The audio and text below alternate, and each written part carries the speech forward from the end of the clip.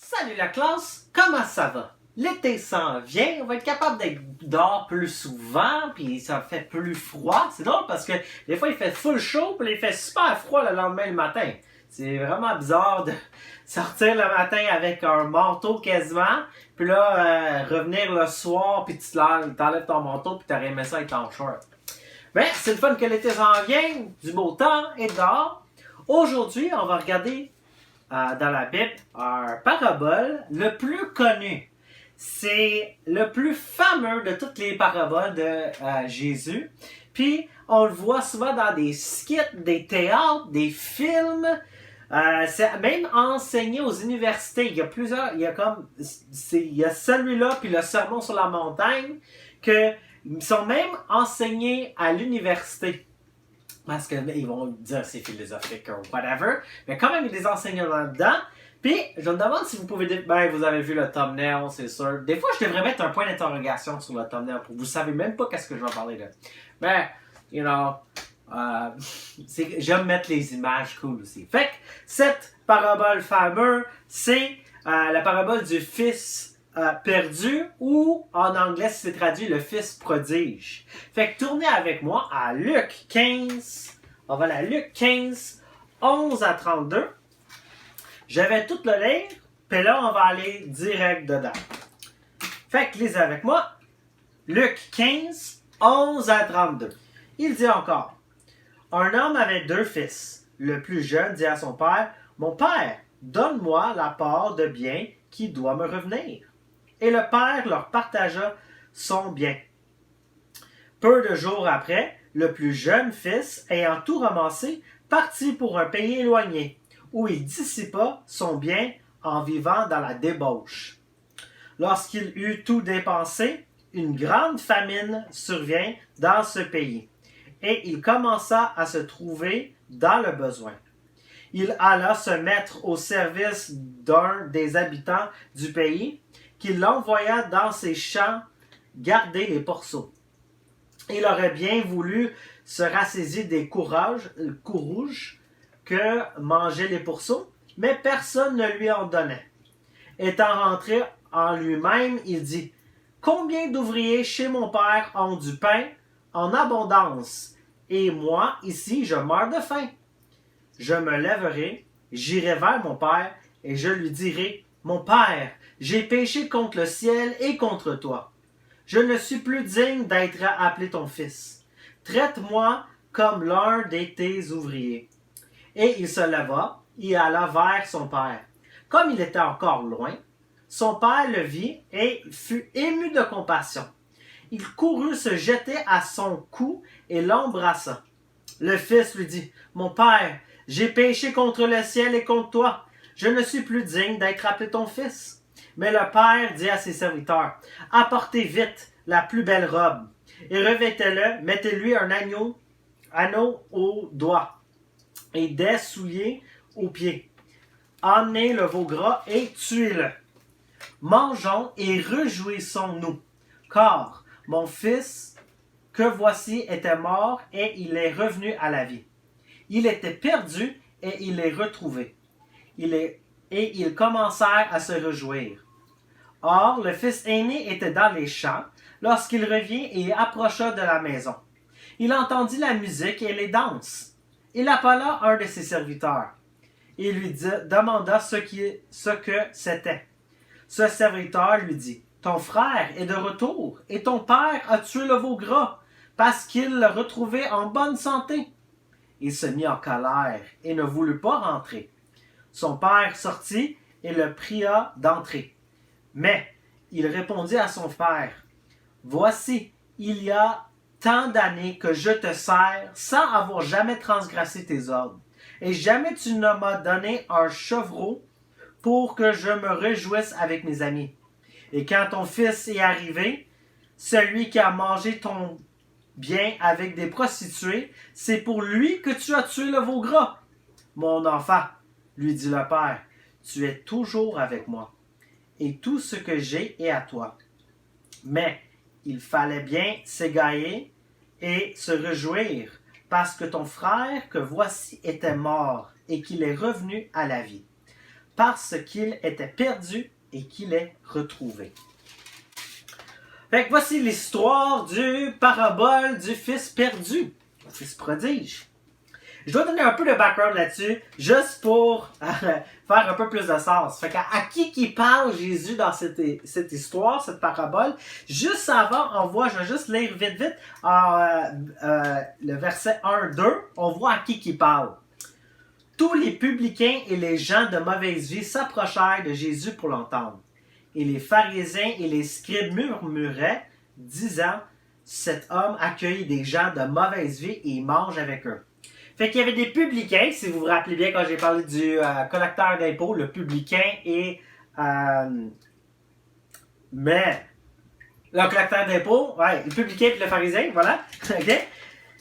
Et c'était des personnes rejetées. Le monde n'aimait pas ça, les publicains. Ils n'aimaient pas ça. Des personnes de mauvaise vie, les pauvres. Tu sais, c'est pas que c'est une mauvaise vie, mais tu comprends, comme les personnes qui étaient rejetées par la société, qui étaient impures, des mauvais gens. Puis ils étaient tout autour de Jésus. Puis en même temps, il y avait les pharisiens puis les scribes, les religieux, les bonnes personnes, eux qui étaient propres, qui suivaient les règles, qui faisaient toutes les ordonnances dans ce que eux ils pensaient qui était bien. Eux, ils n'ont jamais touché rien d'impur dans leur vie. C'est pas vrai, mais ils essayaient de faire ça, de jamais toucher rien d'impur, selon les lois qui étaient écrites dans l'Ancien Testament. Comme un cochon et tout ça. Puis eux, c'est des personnes qui pensaient vraiment qu'ils méritaient le ciel, parce qu'ils étaient bons, right? Clean, propre. Ils se contrôlaient, du moins à l'extérieur. Puis Jésus, il fait toujours appel tout le temps à, tu sais, comme, c'est pas l'extérieur qui compte, mais l'intérieur, OK? Fait que, tu sais, on peut paraître super bien, mais à l'intérieur de nous, avoir plein d'haine, puis comme vraiment pas aimer les gens, pas aimer Dieu, pas aimer la Bible, mais à l'extérieur paraître tout comme si tout est correct. Tu sais, porter ta Bible avec toi, comme qu'on avait vu le pharisien dans l'autre histoire. Fait que Jésus fait ici prêt pour parler, donner cette histoire parce que eux ils sont là. OK? Fait que là, quand on lit le verset 11 à 12, dans l'histoire la parabole du fils perdu, il dit, fait que là, il y a le fils, le plus jeune fils, il dit, donne-moi la part de bien qui doit me revenir. Il veut l'héritage de son père. OK? Il est trop impatient. Il a trop hâte d'avoir l'argent parce que son père est riche. Il a plein de choses. J'imagine une immense maison. Il a plein de vaches. Puis il a plein d'argent. OK? Puis, si tu veux c'est comme on dit des vaches et tout ça, mais comme tu peux le traiter comme des autos si tu veux. Ça valait de l'argent dans le temps, il n'y avait pas des autos, là, mais son père était full riche. Puis lui avait juste hâte d'avoir cet héritage-là. Il voulait juste l'argent. Donne-moi ce qui est à moi. Je le veux maintenant. J'ai pas le goût de faire semblant que je t'aime pendant si longtemps, juste pour que tu meurs pour avoir tes choses. Juste donne-moi le maintenant, comme ça je peux party maintenant. Fait que là, qu'est-ce qu'il fait? Qu'est-ce qui est encore plus surprenant? C'est que ça dit dans le verset 12 que le père partagea ses biens. C'est fou que le père, sachant que son fils veut juste l'argent, il a juste hâte que son père meure pour avoir l'argent, OK? Qu'il le donne. Il est comme, OK, wow. Je vais te le donner. Tiens. Imagine dire ça à tes parents. Mom, Dad, j'ai hâte que vous mourrez, comme ça je peux hériter la maison, avoir de l'argent puis faire ce que je veux avec. Ben, c'est exactement ça qu'il fait. Mais il veut même pas attendre. Fait que là, au verset 13, il achète tout ce qu'il veut avec cet argent-là. Fait que là, il prend son héritage, le moitié qui appartient à lui, le père lui donne, des sacs d'argent. Puis là, le fils, le plus jeune, s'en va. Puis il achète tout ce qu'il veut. Les plus belles choses. Il achète le meilleur cellulaire, le iPhone, on est quoi, à 12, je sais pas, là, le iPhone 15. Il achète des beaux vêtements, n'importe quoi qui est beau maintenant, c'est quoi, des Gucci, des Nike, des whatever. Il mange du resto chaque jour, il vit comme un roi. Tu sais, il achète le PS5, il achète un imprimante 3D, il achète whatever que, tu sais, comme qui est luxueux. OK? Beau char, un hôtel, une maison, whatever. Il prend des servants avec lui pendant qu'il a plein d'argent. Puis il vit la vie comme ça. OK? Il vit pour la belle vie. Je dis ça en guillemets. Ils vivent pour tous les plaisirs charnels de la terre. Puis là, en verset 14, je vais le lire. Ça dit, lorsqu'il eut tout dépensé, une grande famine survient dans ce pays et il commença à se trouver dans le besoin. Fait que là, il n'y a plus rien. Une année, il n'y a plus d'argent.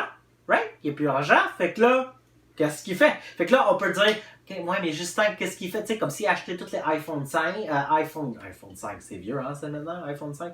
Anyways, il a acheté tous les iPhone 10, puis 20, ou whatever, puis les PS5, puis là, il peut les vendre, tu sais, il y a toutes ces choses-là. Ouais, mais on va assumer que même les choses qu'il a achetées, il a pu les vendre pour avoir un peu plus d'argent. Puis là, une année, il n'y a juste plus rien. OK? Puis là, il n'y a juste plus rien, nothing. Alors, il peut même plus manger. En plus, il y avait une famine. Ça veut dire qu'il n'y a plus de bouffe. Les restos, s'il y aurait une famine ici, mettons, plus de bouffe dans les métros, plus de bouffe dans les restos, fait que c'était dur, c'était cher, puis il y a même de la bouffe, puis il n'y a pas de moyen de l'acheter parce qu'il n'y en a plus d'argent.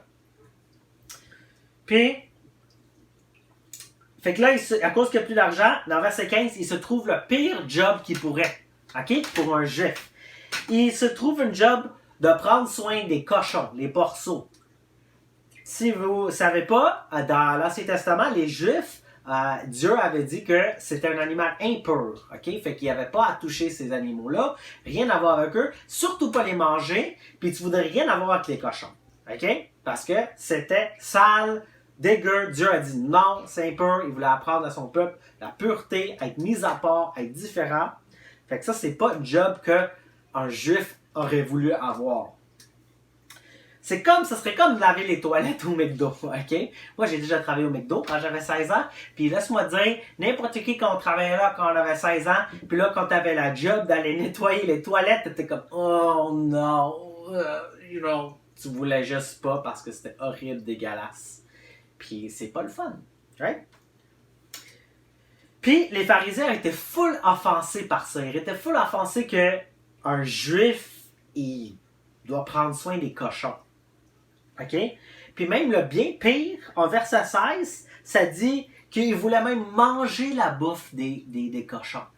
Puis je sais pas si tu as jamais vu un cochon manger, là, mais il mange n'importe quoi. OK? Tu lui demandes de la cochonnerie, whatever. Lui, il s'en fout, il va manger, il va se bourrer la face dedans. Là. OK? Des choses full vieux, pense des pommes toutes puées. J'ai enlevé une pomme ce matin qui était toute, on l'avait pas vu en arrière, puis était toute moisie. Ça, le cochon, là, loves it. Il mange ça tout cru, pas de problème. N'importe quoi, même s'il y a des vers dedans, il mange tout ça. Fait que c'était de la bouffe comme rejet, là, la bouffe pourrie. Lui, il aurait dit, il était prêt à le manger, mais il avait même pas le droit. Ça disait qu'il avait pas le droit de le manger, il voulait pas y en donner. Personne voulait même lui donner la bouffe de cochon qu'il aurait jamais dû manger de sa vie. Ça, les pharisiens auraient comme, comment que tu t'aurais rabaissé à ce point-là? T'sais, comment tu t'aurais retrouvé dans cette situation-là? Jamais moi. Jamais j'aurais fait ça. J'aurais préféré mourir que faire ça. Puis là, en verset 17, ça dit, tu sais, c'est comme s'il réalise quelque chose. Je vais le lire, verset 17.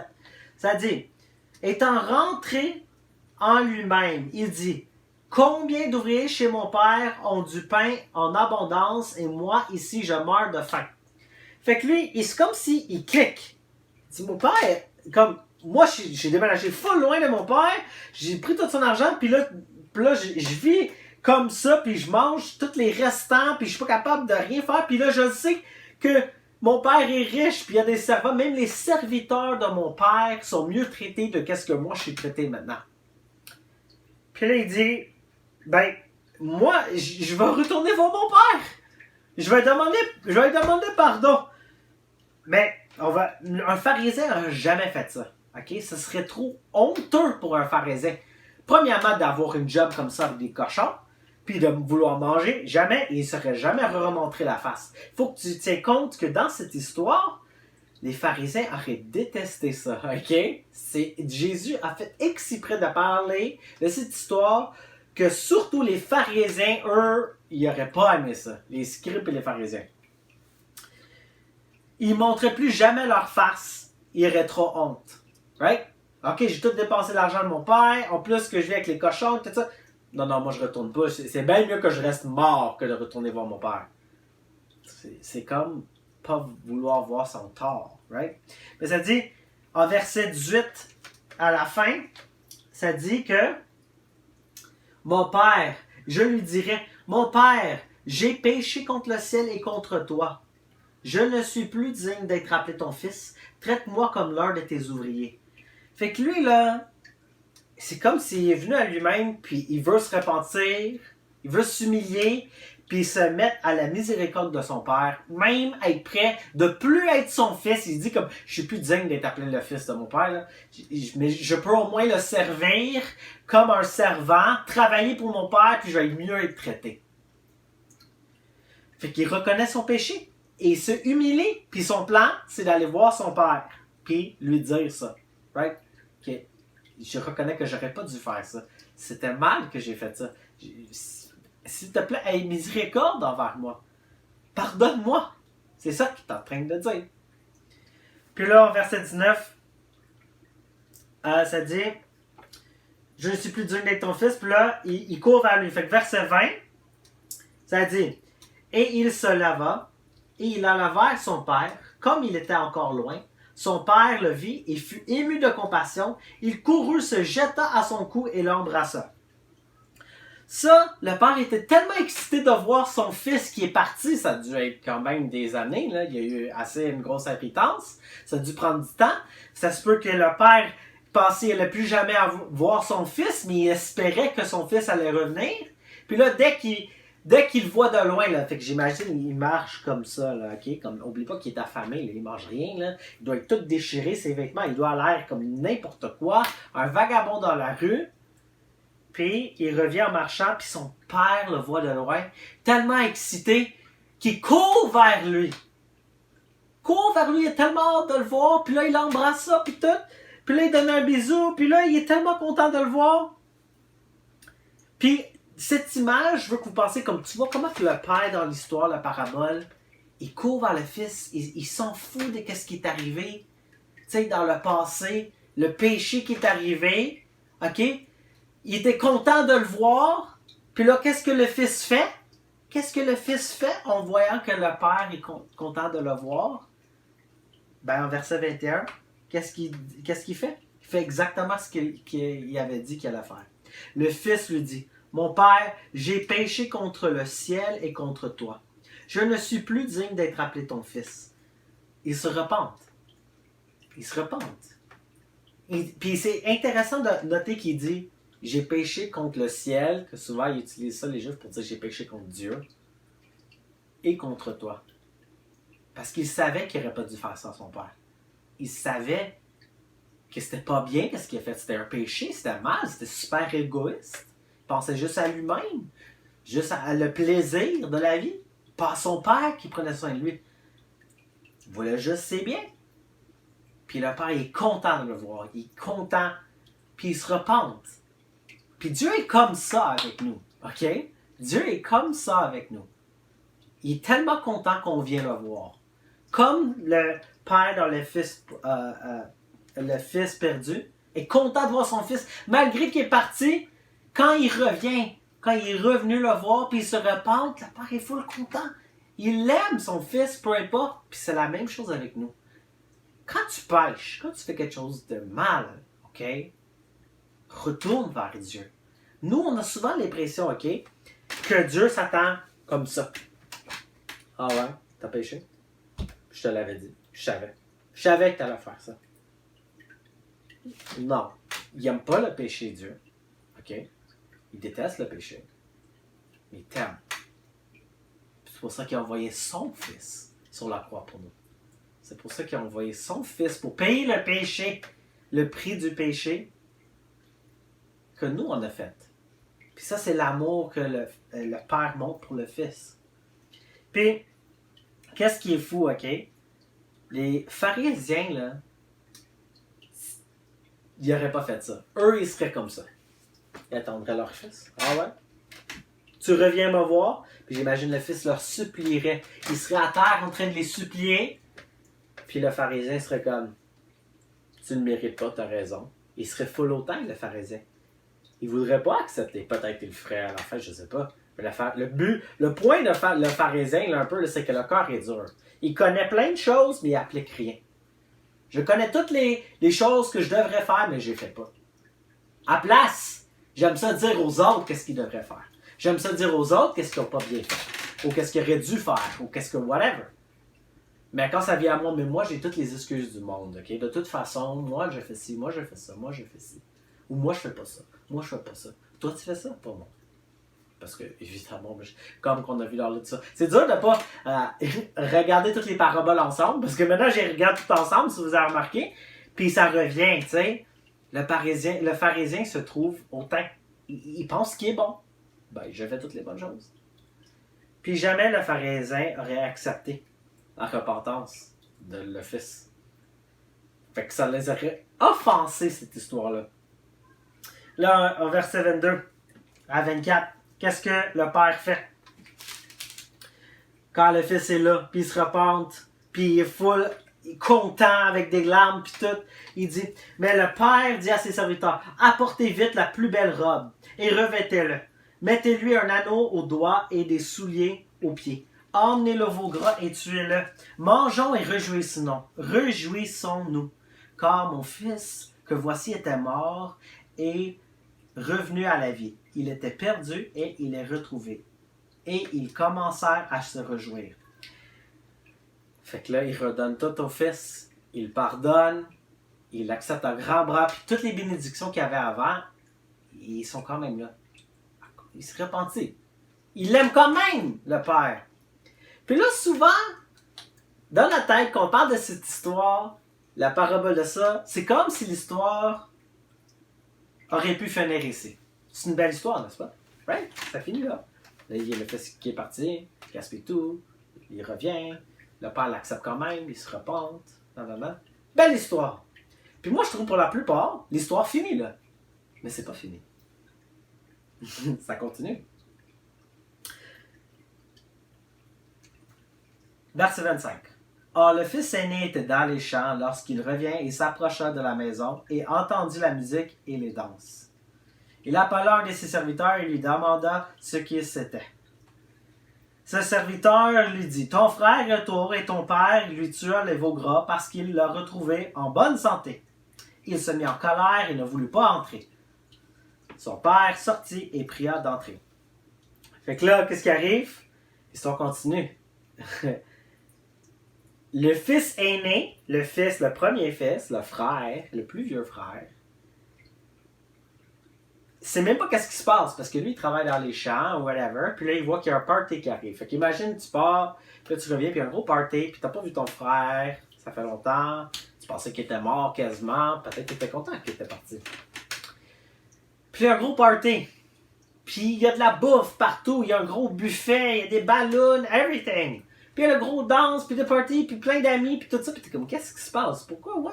Qu'est-ce qui se passe? Puis là, il demande à quelqu'un, parce qu'il y a un serviteur qui passe, j'imagine, peut-être qu'il amène de la bouffe ou something. Il dit, qu'est-ce qui se passe? Puis là, il dit, ton frère est revenu. Fait que ton père, il a donné le veau gras, qui va dire comme le gros buffet. Dans le temps, c'est ça qu'il donnait de la bouffe. Ils faisaient leur propre bouffe, tout ça. Fait qu'il a pris le meilleur des meilleurs de bouffe pour le donner à son fils, pour faire le gros party, pour réjouir que le fils est revenu. Puis comment il réagit? Oh, mon frère, il est vivant! Non.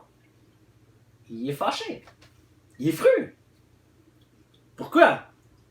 Comment ça? On fait le party. Il a gaspillé tout son argent. Pourquoi il ferait ça? Il se met en colère. Moi, je suis... Lui est horrible. Moi, je suis humble. Lui est horrible. Moi, je t'obéis. Moi, j'ai tout fait le bien. Hein? Tu vois-tu comment que... Ben, je vais le lire dans le fond. Verset 28. Il s'est mis en colère et ne voulut pas entrer. Son père sortit et le pria d'entrer. Mais il répondit à son père, « Voici, il y a tant d'années que je te sers sans avoir jamais transgressé tes ordres, et jamais tu ne m'as donné un chevreau pour que je me réjouisse avec mes amis. » OK? Et quand ton fils est arrivé, celui qui a mangé ton bien avec des prostituées, c'est pour lui que tu as tué le veau gras. Puis là, mon enfant, lui dit le père, tu es toujours avec moi, et tout ce que j'ai est à toi. L'affaire, c'est qu'il était fou. Il voyait même pas son péché. c'est le plus grand frère. Et lui, il pensait, ben, je suis meilleur que lui, tu vois. Drôlement, l'histoire, là, malgré qu'on focus sur la première partie, c'est la deuxième partie qui frappe le plus fort pour les pharisiens. Parce que le deuxième frère, dans le fond, c'est les personnes religieuses. Le pharisien qui pense que, je vais mettre ça dans les mots qu'on comprend. Mais moi, je vais à l'église. Mais moi, j'amène ma Bible. Moi, je lis ma Bible. Moi, je donne à l'église. Moi, je fais ci. Moi, je vais à la jeunesse. Moi, je fais ci. Moi, je fais ça. Tu sais, comment ça que moi, j'ai pas eu de party? Comment ça? J'ai jamais fait rien de mal. J'ai jamais péché, moi. Dans un sens, il est en train de dire ça. Puis ça, c'est le cœur du pharisien. Il ne voit pas son péché. Il ne voit pas le mal qu'il fait. Il pense qu'il est tout le temps le bien. Le commentaire est tellement bon que je vais juste lire le commentaire, ok? Parce que je trouve... Je vais juste le lire, ok? Le commentaire de MacArthur, c'est, dans verset 31, « Tout ce que j'ai est à toi. L'héritage ayant déjà été distribué, tout ce que le Père possède est littéralement à la disposition du Fils aîné. Pourtant, celui-ci regarde d'un mauvais œil même l'amour que le Père manifeste au Fils prodige. Les scribes et les pharisiens avaient un accès aisé à toute la richesse de la vérité de Dieu. Ils passaient leur vie entière avec les Écritures et dans les cultes publics, mais en réalité, ils n'avaient jamais joui des trésors dont bénéficie un homme qui se repente. Fait qu'eux, il y avait l'Ancien Testament tout le long. Il y avait toutes ces choses-là. C'est un parabole, right? C'est pour expliquer quelque chose de spirituel en étant quelque chose de réel, right? Fait que tu es en train de dire, tu as toujours eu accès à ma parole. OK? Mais tu t'en fous. You don't care. Ça fait rien pour toi. C'est juste des règles. Ça te touche pas vraiment. Tu vois même pas la valeur. Tu vois juste les traditions. Tu vois juste qu'est-ce que je dois faire. Quoi pas faire. Des listes de faire. À faire puis pas faire. Tu vois pas mon amour là-dedans. Tu vois pas comment je t'aime. Comment je fais pour te protéger de ces mauvaises choses. Puis comment je veux te bénir malgré. Comment je veux une relation avec toi. Il ne voyait pas ça. Tu vois, si tu remarques, il n'y avait pas de grande relation avec le Père, lui.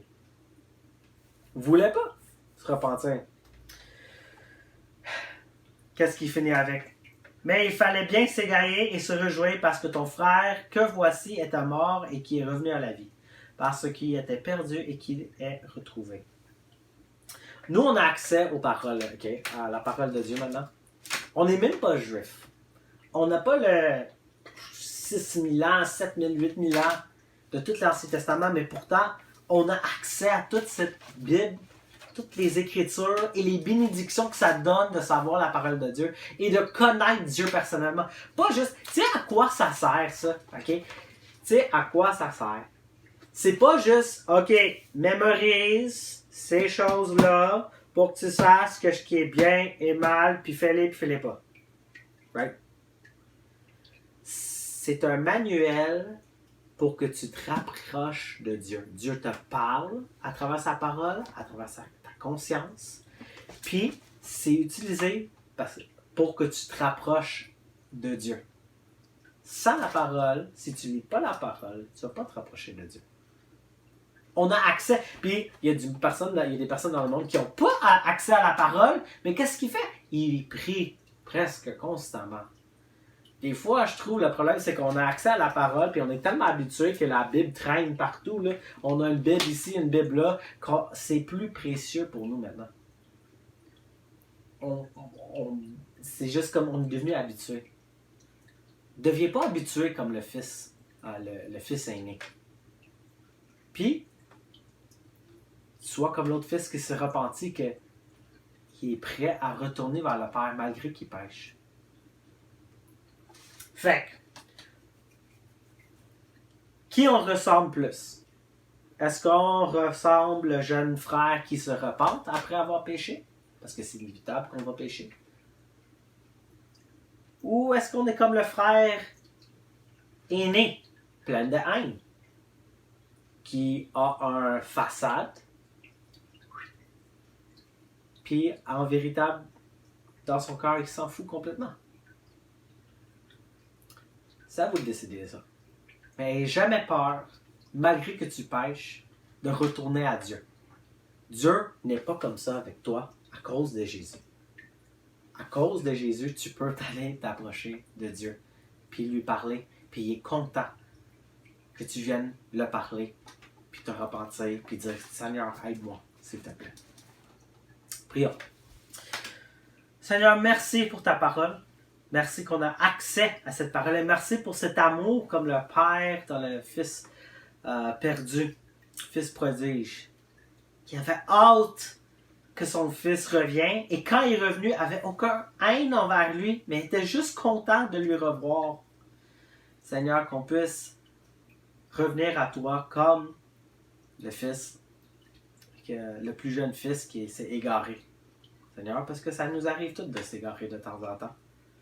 Mais qu'on ne devient pas comme le fils aîné, il restait proche, mais pas trop proche de toi. Seigneur, aide-nous à toujours avoir une relation avec toi, puis toujours s'humilier et être prêt à se repentir et venir vers toi. Merci pour ton Fils Jésus, que grâce à lui, on peut venir à toi. Au nom de Jésus, je te prie. Amen. Bonne semaine!